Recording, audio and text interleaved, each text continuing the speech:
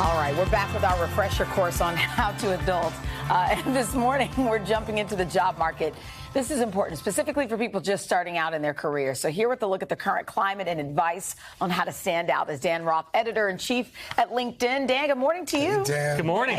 All right, so before we get into your advice, give us a snapshot now of the current job market. I mean, there have been some reports.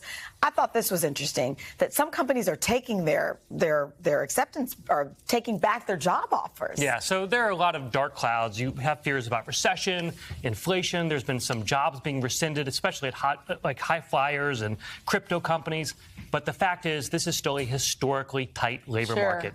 We saw a 17% increase in hiring for entry-level jobs at the beginning of this year. 17. Oh, 17. And employers are telling us that they are going to hire 30% more entry-level workers this year than they did last year. So as of today, this is still a great time to be looking for a job. Okay. All right, so let's dig into it.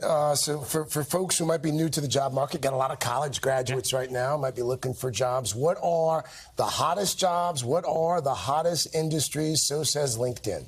So sales and recruiting, if you want to get into that at all, that is where they are opening their doors wide. They need people. The three hottest job titles right now, the three fastest growing job titles for entry-level workers: sales development representative, business development representative, and talent acquisition specialist. What is a talent acquisition specialist? That's anyone whose job it is to go find people and bring them in the door. So in fact, staffing and recruiting has been so hot. Companies have been on a hiring binge in the last year. We've seen companies staffing up their HR teams as they've been dealing with the great reshuffle. They need to figure out how to keep people in their jobs, and so they are hiring people to manage people. Great place to get started. Other good places: healthcare and hospitality.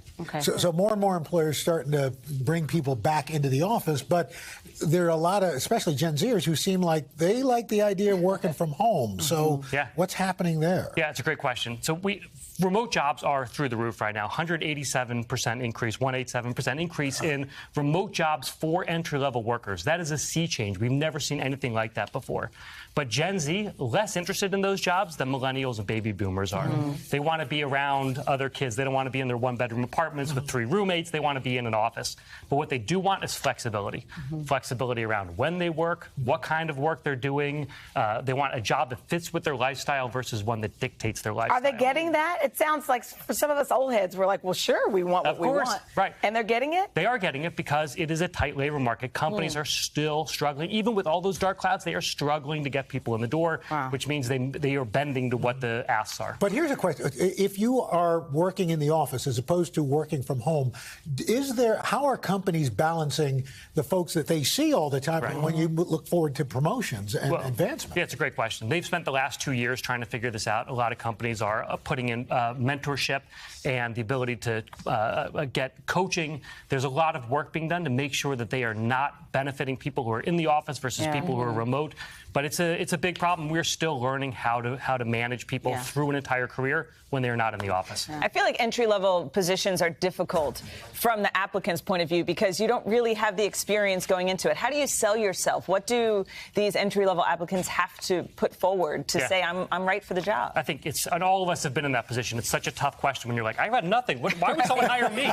But it's skills. If you have skills, employers in the last few years have started moving from thinking about diplomas to thinking about skills. What skills do people have? What skills can I invest in my people? And so if you've worked for a college club, maybe you got used to cold calling. That's a skill. Talk about that on your profile and in your resume. Maybe you are super organized. That is a skill that employers want to see. You're a great communicator. That's a skill. So you want to talk about your skills, maybe less so than your experience. Does raising your hand and saying, I'm willing to do anything, still count? Absolutely. And in fact, the best advice we hear all the time is just get a foot in the door. Show enthusiasm. Show excitement. Get started on your path. People's paths are crazy. There is no one career path anymore. It is all windy and bendy, and there's no career ladder. So you just got to get started on that path, which means raising your hand and saying, hire me. Well, at least the market's open. Dan Roth, thank you as always. Thank you. Hey, thanks for watching our YouTube channel. Find your favorite recipes, celebrity interviews, uplifting stories, shop our favorite deals, and so much more with the Today app. Download it now.